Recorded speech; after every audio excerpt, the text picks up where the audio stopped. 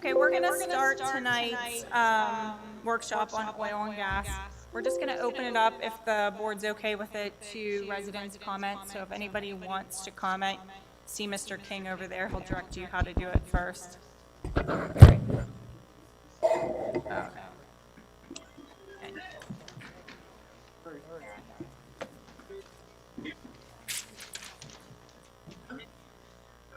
Oh, I forgot I had him. Oh, you got one.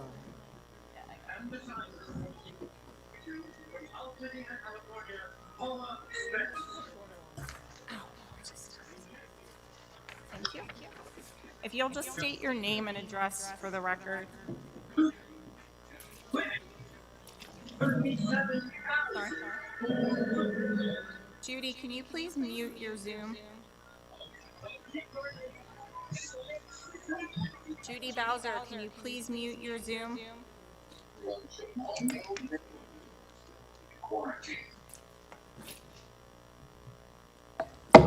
There, she's muted now.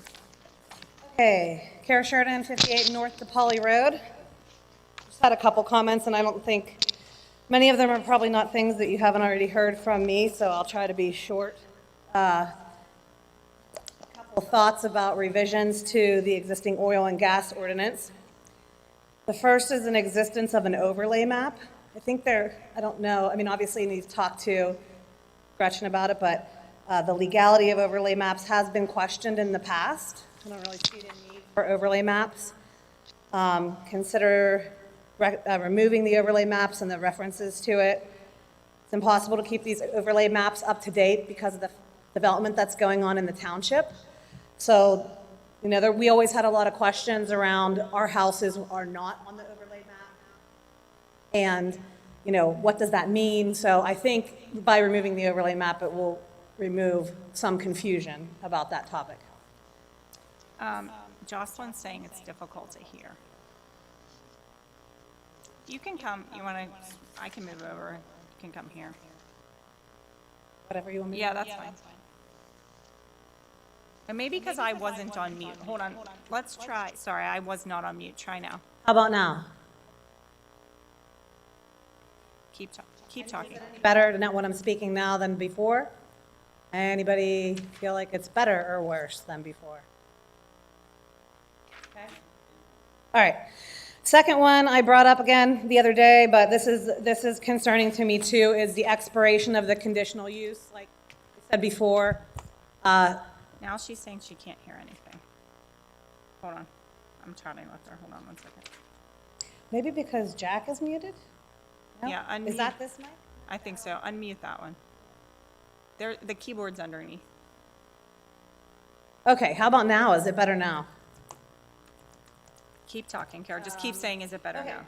Expiration. Oh, good, okay, good. Perfect. Expiration of the conditional use. So the way it stands today is that if a conditional use is approved today, then the entity has a year, and if a year comes up before the year terminates, they can apply for an additional year extension, okay? And then after that, the only requirement is that they have to quote unquote begin construction. So two concerns here. I think one of the issues that I have is we approve these conditional use situations and things change, right? If the companies, if it's Range or whoever, isn't intending to do development, or if they think it's going to be multiple years down the road, they shouldn't be applying at that time because things change. So in our situation, it was approved, and then after it was approved, all those homes in Windsor Woods got built. And I think a lot of people were upset about that. And there's a lot of residents that are affected by that. So by requiring a reapplication and the advertising and all the things that come along with it, it gives those, maybe if new homes or new people that are being affected in the area, it gives them the opportunity to hear what's happening. Because otherwise, so many of those people, they had no idea. Because there's no requirement to disclose to them that there was a conditional use, that was approved in the past when they're buying those homes. The developers weren't telling them. The people who are selling homes aren't telling them. So these people really legitimately have no idea. So, even if you require them to do it in a year, yeah, there's some buffer there, but it's not like this could have happened, 2 years ago, or in some instances, 3 years ago, because when they, again, quote unquote, started construction, there was no sign, there was just like a pile of, stones in the yard, right? So they don't maybe even really know what that is, right? So my point about that is if we could put some sort of a time frame on it, that then the people who might be affected will have more of an opportunity to be informed about it and decide, how they feel about it. And if they have an issue, they can deal with it from there. I want to take one step back, I'm sorry. I went right into this stuff, but my point is here, we know it's not possible to make it illegal to drill in Cecil Township, and I'm not even saying that that's what I would be in favor of. What I'm saying is that there's 5 points or 7 points on here that I have that are going to protect the residents, right? It's going to make it, it's going to protect them from any issues with safety or the enjoyment of their property, these are all the things that we're supposed to protect. So we can do it, and we have the right to impose some of these things upon them. If we find out some of these things aren't legal or we can't do it in a way that's conducive to making it possible to drill in Cecil Township, we can figure it out at that point, but I think at least these things should be investigated. Setbacks, I think I've brought this up a bunch of times before. We have the state minimum setback requirement in Cecil Township here, the absolute bare minimum that the state requires, right? 500 feet is the minimum that the state of Pennsylvania requires. 500 feet is what Cecil Township has. Many townships have setback requirements over 500 feet from a protected structure. I think that we should consider the setbacks that were recommended as part of the grand jury investigation, which was it 3,000 or 2,500? It was either 3,000 or 2,500 feet from a protected structure and then 5,000 from schools and hospitals. Again, not trying to make it illegal to do altogether, but making it so that the impact on the residents is going to be less. The impact on things like schools and so on will be less. Third-party independent sound monitoring. I'm seriously concerned, and I provided some more documentation on this as part of the papers that I sent you last time. And Dawn, today I sent you it electronically, so you have it. Just today I did, so you might not have seen it yet. Electronically, the copy of the papers that I talked about during the Connor Samuels well pad, it had a lot more information about the practices that Range has admitted in court to adhering to as part of their quote-unquote sound monitoring. We have to be really careful. We already know that the sound monitoring that they're doing today is reactive. It's reactive based on complaint, number one. It's not proactive. Number two, no one is looking to see how close, are we measuring the sound from the closest protected structure, right? That should be our minimum line of entry. You can't go, if the closest protected structure is 1,000 feet away, and you put your sound monitors 2,100 feet away and tell me everything's fine, that's not good enough. It needs to be sound monitoring at the closest protected structure because that's the only thing that's really fair.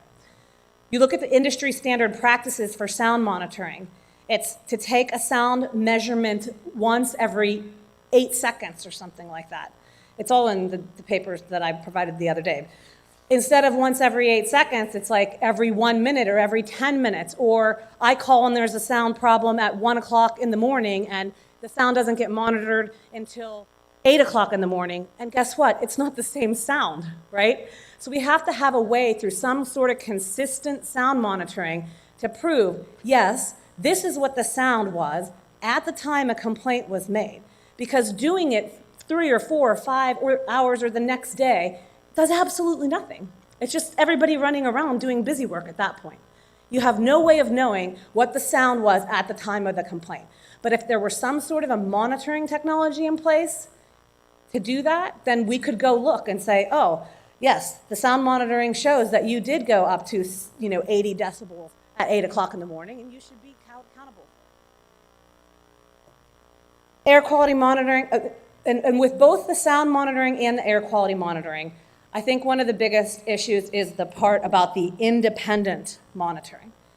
If Range hires their own entity to do sound monitoring and they directly engage with that organization under contract, that sound monitoring or air quality monitoring expert is going to do exactly what their customer, Range Resources, told them to do. If there's a way for us to ensure that we're getting independent monitoring from an independent third party who is accountable to Cecil Township, but paid by Range Resources, that's how we get independence, right? We can't let them go and say, hey, you're a party to me, you answer to me about how this is going to be done. We need to have some sort of a way to give the instructions of how the monitoring, whether it's sound or air quality, is to be done. Those instructions should come from us, not from Range or whoever it is. Again, kind of a similar situation with the air quality, except it's even worse because there's no reactive approach for air quality monitoring. For me to make an air quality monitoring complaint, there's no data. I might say, I go outside and I can't breathe. Like, what do we do? What do we do? How do we react to that? How do we know if there's a problem or not? I'll be honest with you, I'm gonna go get my own air quality monitors. Is everyone gonna believe that they're true or not? Well, I hope so. I mean, they're gonna have the right regulations around them and, the right standards. But I'm just doing that for myself. Like, it's something that we should be doing, for the township. We should have some way to say, yes, the data shows, the scientific information shows something is wrong with the mix of the air that we're ingesting. I don't want it to come to, I can't breathe, or my eyes are watering, or my skin is burning, or I have a rash. Like, there are ways to monitor the air to say something is wrong with the composition of the air, and there should be some way for us to implement that. Next to last is road maintenance and safety. I guess I wish Frank was here because I know he always has road questions and road information. But a couple things, can we impose more specific requirements as to how the roads have to be for these trucks to travel them? Everybody's been on North DePauli Road. Everyone knows that triaxles have a 8-foot wheelbase, and at its widest point, North DePauli Road is 16 feet. Can 2 trucks pass each other? Can we maybe require that at least there's, a 20-foot road width before we allow what we know is going to happen is bi-directional truck traffic happening on those roads? Can we make a requirement of road width as part of that? Is that something we can do? You guys tell me, I don't know. We already know trucks are going to be traveling and they're going to be passing each other all the time on those roads, not to mention the regular vehicle traffic. Materials for road improvements should be more specific. I bring this up because if you look at the improvements that were done on North DePauli Road, there's parts where there's just gravel dumped on the side of the road. And the trucks, because the road is only 16 feet wide, trucks or vehicles are having to pull over onto these spots where there's just gravel. Is it gonna make the road cave in over there? Is it gonna cause more damage along the berm? Or someone's car gonna fall over the edge if that gravel gives way? I don't know. I think I would have hoped that there was like a more permanent solution to road widening than just putting gravel there. And then the last thing, and I was very happy to hear that Range was willing to agree to this as part of the conditions for Connor Samuels, but I think it's really important that it should be part of the ordinance, is a requirement for emergency response and notification system. So both for situations where there's an emergency and you need residents to evacuate the premises because of some imminent danger, or in situations where there's a disruptive activity like, hey, we are bringing in the big rig and this road is going to be closed at this period of time because we expect, there to be a lot of traffic, or construction, or whatever it is. Just to inform people, make it a little bit easier, like, oh, maybe I can go out this way instead of going that way and getting stuck and not being able to get out of the situation that I know a lot of the Windsor Woods folks had when there was some construction going on North DePauli. It'll just make people less aggravated in general. That's what I got. Thank you.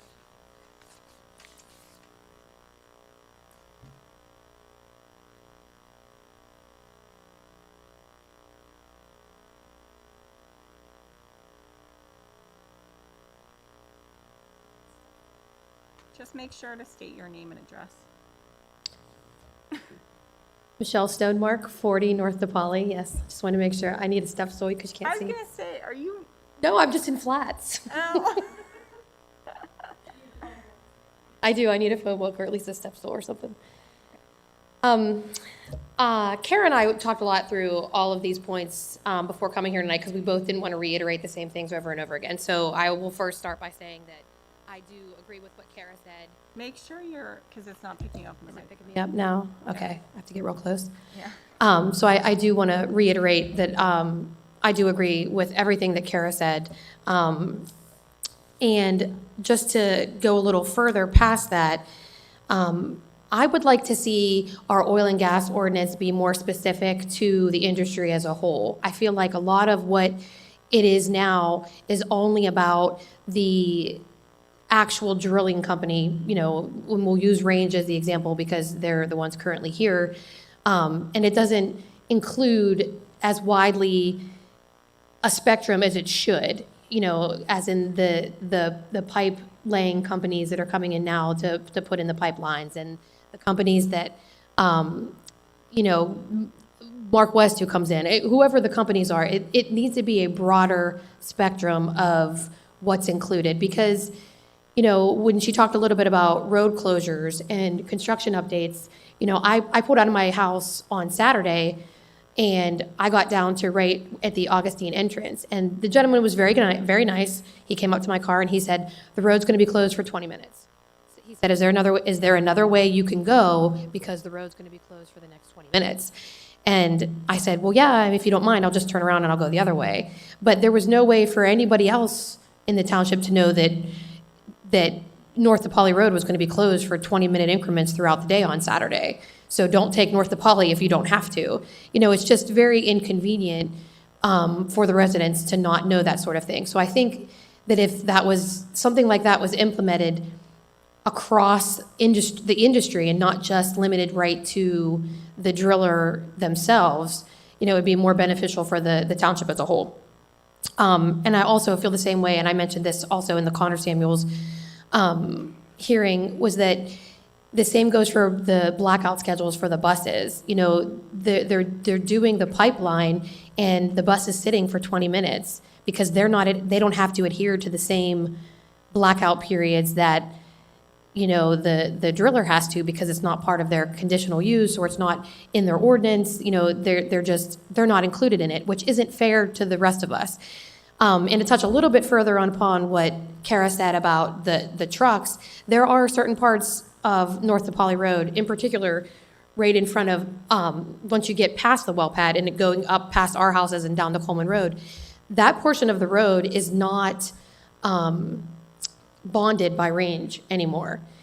And yet, the traffic for this pipeline is nonstop all day between North DePauli and Grange, North DePauli Grange, because I don't believe they can take Coleman Road, so they have to take North DePauli, so they're coming up North DePauli, so that while Range has guaranteed the bondage of North DePauli to the pad, they haven't bonded it after that from there to Coleman Road, which falls on the township. That's not falling on Range or any other company. So now the township, whatever damage happens to the road after that point, falls to the township to repair.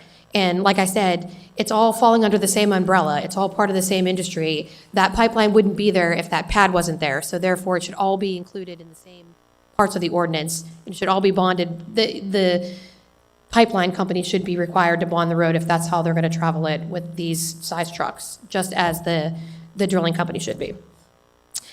One other thing, a couple other things that I really wanted to touch upon real quickly is I despise this part of our ordinance, the fact that they have their own way around this bunk housing on the site.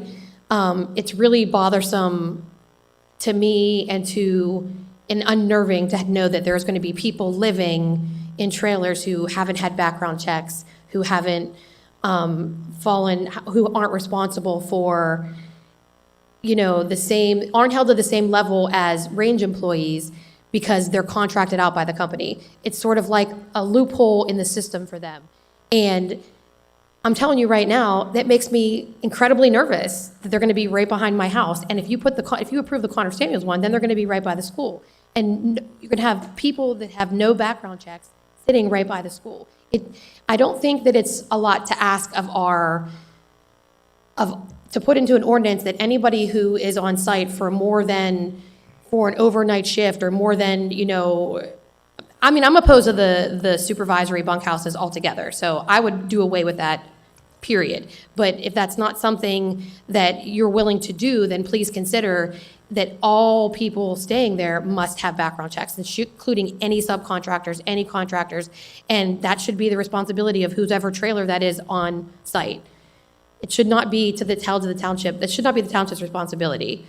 If we want to keep, crime does come, there is a correlation. I mean, I can bring you data and statistics that crime does come. It's mostly petty crime, but it's crime nonetheless. So it would be, I think, in the best interest of our community to require background checks on everybody. But that being said, I disagree with the use of bunkhousing altogether. We don't allow it in any other industry across township. We don't allow it in construction. We don't allow it in manufacturing. We don't allow it in any other industry in this township. And we're going to allow it in oil and gas. It doesn't seem like that's a level playing field to me at all. And finally, the thing that bothers me the most about our oil and gas ordinance is that there is no list of consequences for any actions. There's no actions that we take against the companies if they do not follow something that's listed in the conditions or in the ordinance. So if they violate the ordinance or they violate their conditions, we as a community, and we as a township, give them a warning, slap on the wrist, if you will. Say, don't do that again. And then if they do it again, they get a minimum fine of like $100 a day. Let's assume, for argument's sake, it's $500 a day. You're fining an industry $500 a day that's worth billions. So $500 a day, let's assume that they're violating this ordinance for $500 a day is the fine for 1 year. It's $182,500. Now, that's a lot of money to me, and I'm sure it's a lot of money to most of you, but to Range Resources, that's not a lot of money. And if that's the difference between, getting away with something that's going to cost them more money to fix, then they're just going to take the fine. We have to have fines. We have to have we have to have some sort of action that we do against them when they break the rules, when they don't follow what they're supposed to do. Sort of like, if I as a citizen break the rules, I'm going to get arrested, I'm going to go to court, I'm going to get fined. I'm not suggesting anything criminal. I'm just trying to make the point that there are rules and ordinances and conditions in place for a reason, and there has to be a consequence that follows that, should they not be following them. And I think that's all I have. Thank you, guys. Thank you. Anyone else?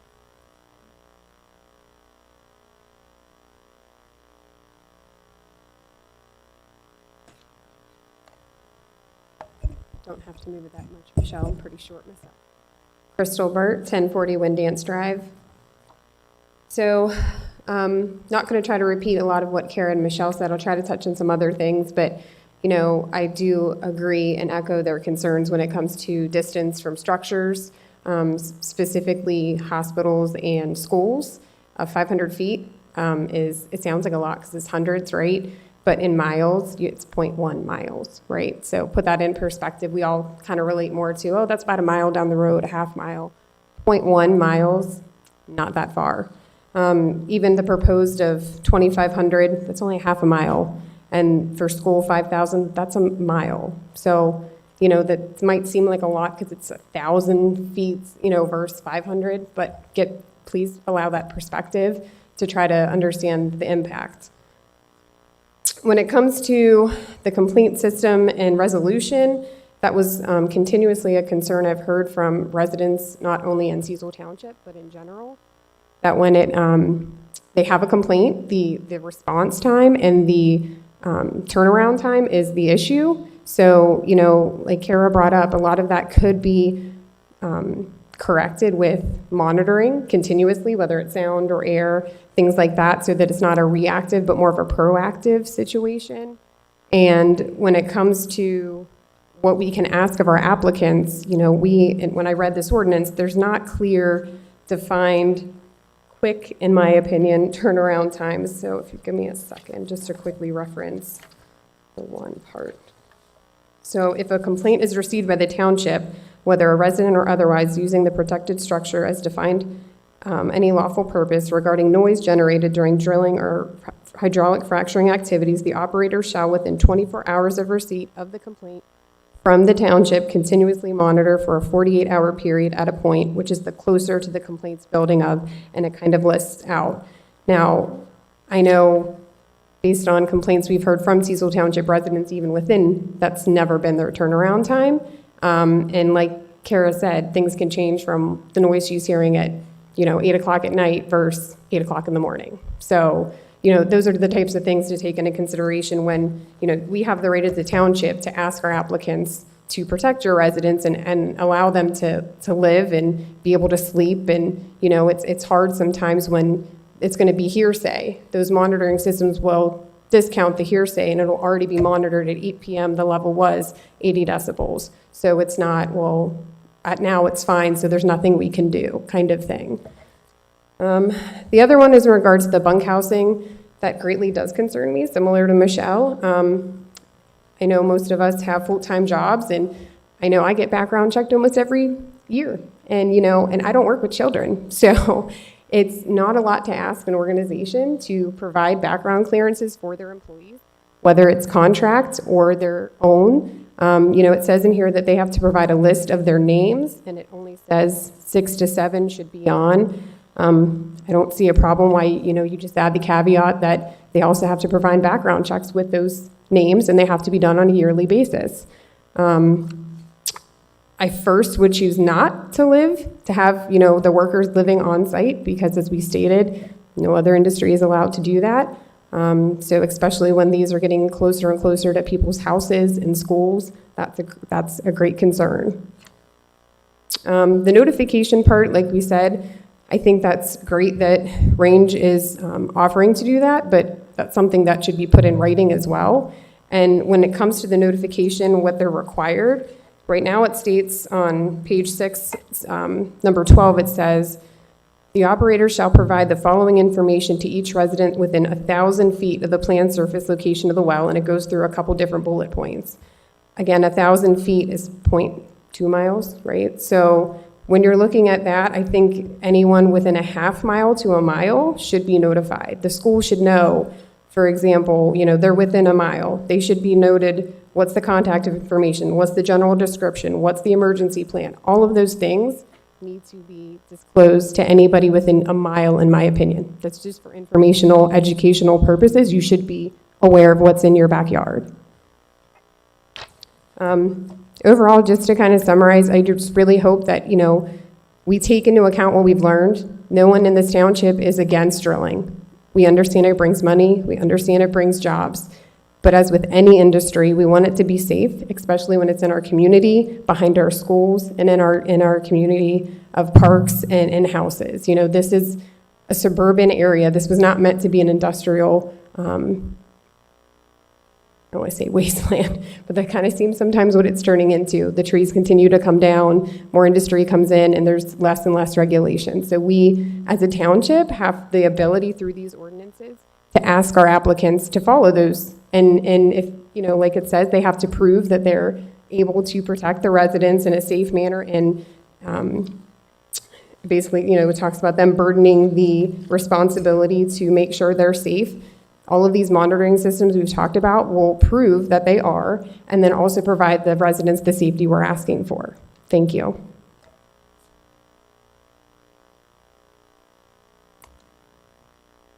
Thank you. Anyone else want to be heard?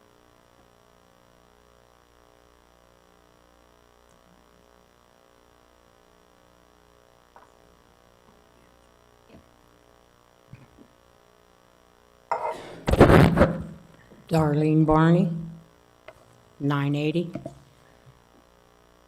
understand our gas and oil ordinance dates back to 2011. A lot has changed in the industry since that time, and changed for the better. Because of that, we cannot understand the desire to update the ordinance. However, no ordinance should be revisited until we have officially adopted our comprehensive plan, which has had a lot of time and money put into it. Adopt a comprehensive plan and move on to ordinances if ordinances change. Cannot zone out of the township. Setbacks must be reasonable and grounded in science. The DEP has said this. Townships can regulate where, but cannot regulate how. If township wants to increase setbacks, cannot be unreasonable. Should probably sit down with the industry to understand future plans and what everyone can live and work with. Right now, we know the operator isn't going to get a well permit unless they are at least 500 feet from a protected structure. Going through a conditional use process now, we heard Range talk a lot about how they store water. Maybe we need to talk to them about how they store water and what we will and will not allow in our township. Oil and gas has been going on safely throughout this county and area, and new ordinances have been adopted in recent years. What are those ordinances saying? Can't we look at some of the newer ordinances? A lot of the concerns raised by residents are issues that are preempted by the Pennsylvania DEP and/or the EPA. DEP or EPA, air monitoring, air permits, water testing, wells permits won't be issued unless they are 500 feet from a protected structure. Oil and Gas Act of 2012, Chapter 78A, Clean Streams Law, Chapter 135, Preempted Local Zoning Law. Question, for example, township can ask for any air permits attained from the DEP by the applicant, but cannot set their own air standards.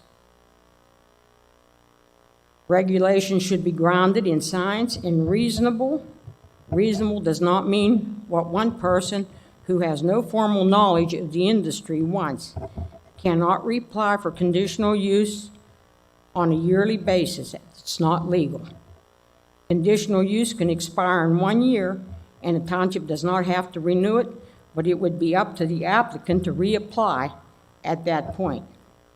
So it is reasonable to assume conditional use would expire without any work occurring within a year unless the applicant asked for and was given an extension. The board doesn't have to grant extension, but the applicant can reapply. An applicant would potentially have to reapply if they are changing their land use by saying they have to reapply every year is not reasonable or legal. Does the township ask other industries or land uses to do this? I don't think so. For example, do builders, home developers have to come back every year that they are building houses in a plan that has already received approval? The current ordinance does not let operators do whatever they want. Does not let. Should you look at newer ordinances and see what the township can come up with and ask for input from industry? The other notation that I would like to make is somebody just made a comment about trees coming down, trees being cut down. Yes, you got that right. There is hardly any trees left in Cecil Township. Look at all these here housing plans. The trees were just completely annihilated, washed out, erosion, landslides, so on and so forth. Let's give range resources and the people in the township that have property left a chance to develop and use their land accordingly. Thank you.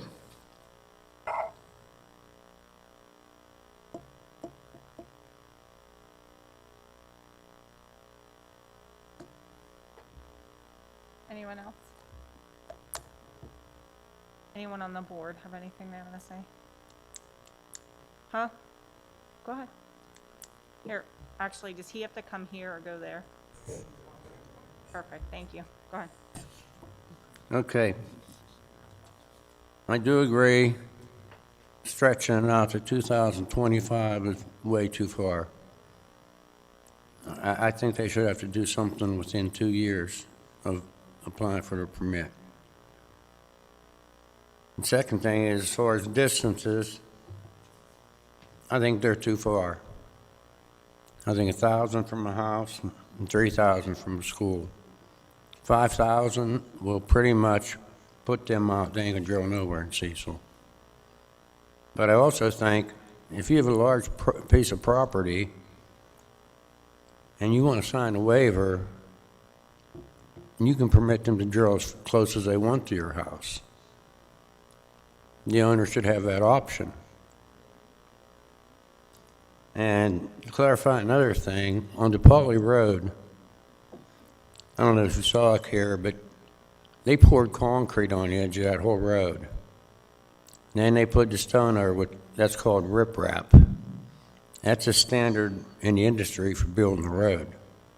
They actually supported the whole edge of the road before they paved over it. So the road should definitely hold up. And I agree with the road should be bonded from their pad up. She's saying it's, Jocelyn's saying it's hard to hear again. Go ahead, Ron, continue. Go ahead, continue. I think the road should be bonded the rest of the way up by who's ever putting a gas line in. And they should be bonding all the roads. Grange, Coleman, every road they're using up there. They should all be bonded because they're using them all. Other than that, the rest of the stuff I can agree with you on. Any other board members want to say anything? I'm sorry? Not yet. Like later tonight or like in the future? Before we vote on it, Oh, okay. Okay. What are we voting on? At some point, not tonight. Okay. It'll have to go before our board meeting. I just want to say I appreciate everyone who came and spoke tonight. I will tell you, and I, for clarification, do live in a housing plan. I don't say it bothers me, but there is a perception that somehow housing plans took out all the trees. There is some level of clearing. But the person that owns that property would have had to have sell their property to a developer. I think that's a point that needs to be called out, is that person that owned that property is choosing to sell to a developer and therefore using that property in that manner. So I think there's, it's constantly thrown out, the housing plans came in, let the people who have land be able to put oil and gas on it, and you can, as long as you follow the rules and regulations, but a lot of times the people that are impacted from oil and gas are more than just the people in a surrounding area. So the people that are selling to developers are choosing to do that. It's not being forced by the township. It's not a requirement by the township. We have requirements where we are required to allow them to do that. So just for clarification on that. Anybody else has anything else they want to say? Okay, at this point, we're going to close the workshop. We will, at some point in the very near future, probably have an ordinance that will need to be advertised, written and advertised for change, or maybe not if a majority of the board doesn't agree to it. And so just stay tuned for that. But It's been a little bit. We need to. I'm sorry? Can somebody say something? Do you want to say something, Christy? Christy. I was just wondering. Yes. Hi, Cindy. This is Christy Budovich. I'm at 381 or 382. Sorry, Jubilee Drive. And just out of curiosity, when people elect to allow or to sell for gas development, isn't that the same as if somebody elects to sell to a developer? Yes. And that's the point that I was trying to make, is that somebody elected that. I think it's thrown around, and I've been asked as an elected official a number of times why we are forcing housing plans. We don't do that. We don't go out and actively advertise for housing plans. Landowners sell to developers, and then developers come before us. I also think it's a misperception. It was put out there, like, do they come back every year? Quite honestly, they come back more often than that. I don't think for as long as I've been on this board, which is 7 years, any developer has applied for an application for a housing plan that they've said they're going to start in 5 years. Almost all of them start immediately as soon as the approval happens. They also come back at every phase. So every time they add a new phase of housing, they have to come back before the board to let us know what's going on. We don't currently require that for oil and gas development. So my point was, you know, it's not, we're not forcing as a township municipality, as a township, somebody to sell to a developer. Does that make sense? Well, I understand that nobody's forcing anybody to do anything, but oftentimes the ordinance and the requirements and the requests of the board are a bit different for a housing development versus oil and gas development. Yeah, they're two different industries. So yeah, I think that's fairly obvious. Yeah. Correct. Right.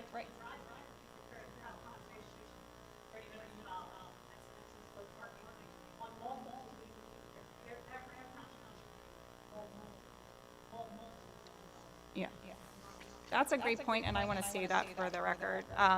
Kara Sheridan brought up the point, you know, when we are considering a housing plan development, there are so many conversations that are had about things as minimal as how many parking spaces should each house have, and how, you know, I'm sorry, where does the snow go? And they come back multiple times over years, over periods of years. And while I think they're two completely different industries, I think that it would be unfair to say that oil and gas goes through a more rigorous process than housing developments do. Right. Yeah.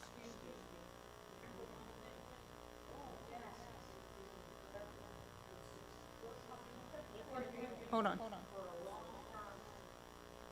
So I'm glad you said that, because that was on my list. I actually think that's a total misconception too. So you're telling me that it's a short time. When we sat here for Connor Samuel and Schultz Bernard, their plan, and you were here, was over a 20 to 30 year period. They intend to drill 4 or so wells at a time. To me, 20 to 30 years is not a short period of time. I will tell you too, Augustine started July of last year. We are still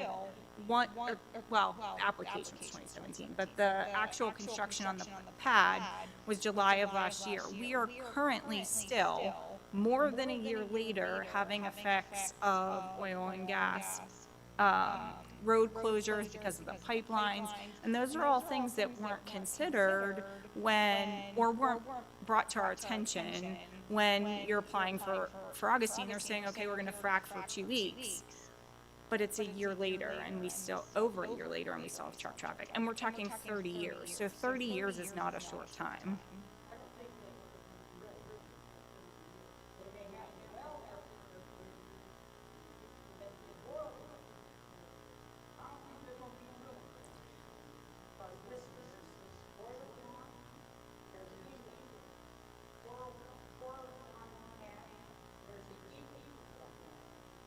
But do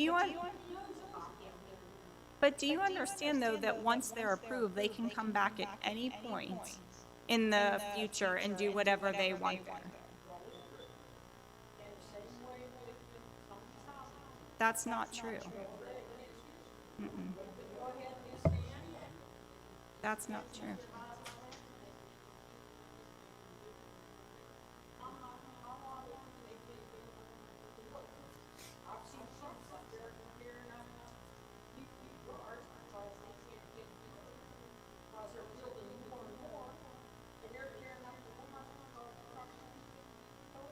That's not.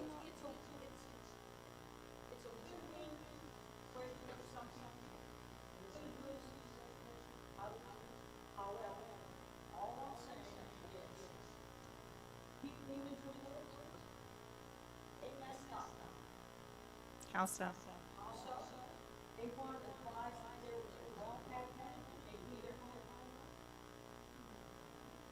Okay, so just for point of clarification, you were misspoken when you said that they can just expand whenever they want. That's actually not true. So you know this, they come before the board and they present a plan. Every single phase of that plan, they have to come back before the board and advise us of what's going on. If they want to do additional work, Traditions of America was just here last month because they wanted to expand a small section of their plan. It isn't like that for oil and gas, and you know that, and that's the point. Like, the point is, like, you yourself brought up housing plans, and oh, look at what they do, but they are also required to go through land use, which currently we don't require for oil and gas development. So I'm not saying that there isn't a place for it in the township. There is.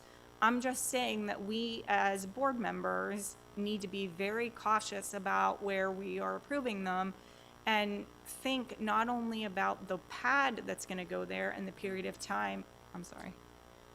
Think about the pad and the period of time that it's going to go in, but also all the things that come with it. So the pipelines, the water transfer trucks, the construction, that kind of stuff.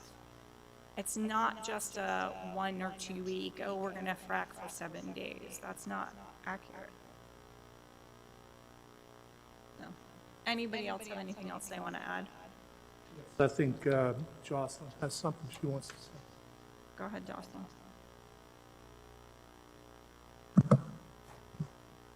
Hi guys, can everybody hear me? Yes, Yes, we can hear you. it's 20 Okay. seconds delay. Thanks. Well, good evening. Thanks for hosting this workshop. I know it's been a little bit delayed, given COVID and everything going on, but again, my name is Jocelyn Ebert. I am a local government representative with Range Resources. And I just have a couple comments, and I realize that it doesn't seem like the township has anything like a tangible document that they are currently considering, but I did just have a couple comments and wanted to give some input on behalf of Range and just reiterate to the township that we are willing to work with you through a new ordinance should you choose to adopt it, because it does inevitably impact us and those with whom we have leases to rightfully and lawfully develop their mineral estates. So I just had a couple comments. It's no secret we have been operating in Cecil Township for the past several years.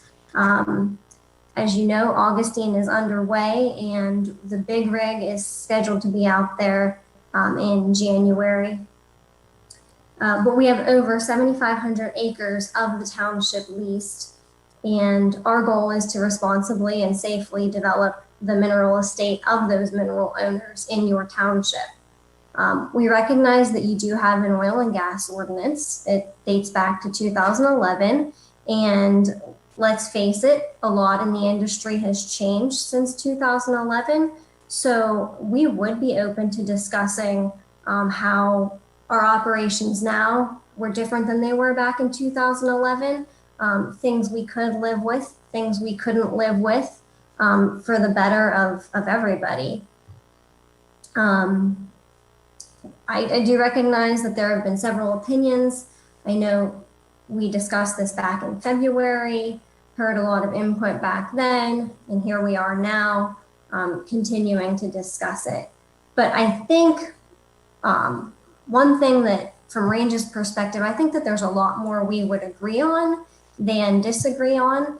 And I think several of the things that we would agree on are actually already state law or laws that are impacting us, or there are things that are in your ordinance. For example, your ordinance does address sound. If you would want to revisit the sound provisions of your ordinance, perhaps we could come up with something better. But just from a state setback, there are so many things that preempt the township, things like air monitoring, air permits, things of that nature, some of our erosion and sedimentation and stormwater controls. Those are all things that get preempted. The issuance of well permits, we have to meet a 500-foot minimum setback from a protected structure for a well permit to be issued. If the township wants to impose additional setbacks, that's your prerogative, but our hope would be that those setbacks would not zone us out of the township. I heard the number 2,500. I know it's something that the Attorney General came out with. That's an arbitrary number as stated by the DEP, and a 2,500-foot setback would zone us out of the township.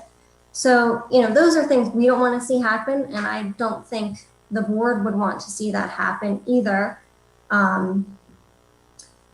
So right now, I feel like a lot is being thrown out there, but without a real working document, it's kind of hard to comment on our thoughts on, what regulations could the township impose that may have an impact on us. Can we have a chance to comment on that? So is the plan to put together an ordinance or to look at other ordinances from adjacent or municipalities in the area? I'm not really sure what the township's thoughts are, what the board is entertaining, but if you guys don't mind keeping the industry in the loop when it comes to that, we would appreciate it, and we would appreciate a seat at the table. Like I said, I think there's far more we agree on than probably disagree on, and far more that's out there that's already on the books as law that we would certainly be willing to discuss with you when the time arises. Cindy, she makes a good point that we have to come up with a new draft ordinance if that's going to be the case, and then we still have to have another public meeting to have them see what we're proposing, because the citizens may want to come again and make comments on some of the additions or maybe deletions that we're making. So we can't have come up with an ordinance and then vote on it. No, I said it has to be advertised. Yeah, we will have. But I think I completely disagree with her when she's asking for a quote seat at the table and that somehow they would get special priority. This is our ordinance to write. We are well aware of state laws and preemptions, and we have a solicitor who has been willing and is able to help walk us through those things. If they want to attend at our public meeting and, comment, of course, we'll be open to hear it, but we wouldn't do that, and we don't do that for any other industry, and for, quite honestly, any other company. So I just have a personal hard time giving them a special exception. It will be advertised to the public in the way that it should be, and they're welcome to provide us with any sort of comments they want at that time, but I don't think that I want to get into behind the scenes working with in a backdoor kind of way. Well, wait, I wasn't implying I know any you weren't. input from them. I mean, they can give input, but the citizens need to see what we're going to propose, Yes. and then say, just as Yes. Range does. Yeah, everybody will see it at the same time on the same playing field. I think that's the only right way to do that. And bottom line, too, I know you had contacted the newspaper and said that we were out of compliance, but the remarks from Gretchen were in fact that we are in compliance. So what we're doing is tweaking the ordinance. But you had that statement put in the newspaper that we are out of compliance. I'm done with the shots at me. I didn't say that in the paper, and I'm done with you taking shots at me. So if you want to say something, you're welcome to say it, but I'm done. Moving on. Anybody else have anything else to say? All right, if you don't have anything else, thank you for coming this evening.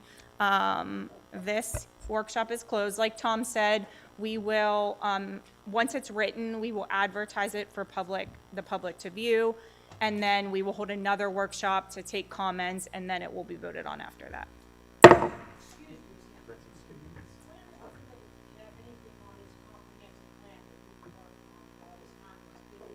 So at this point, there is not a majority of the board willing to move forward with it. No.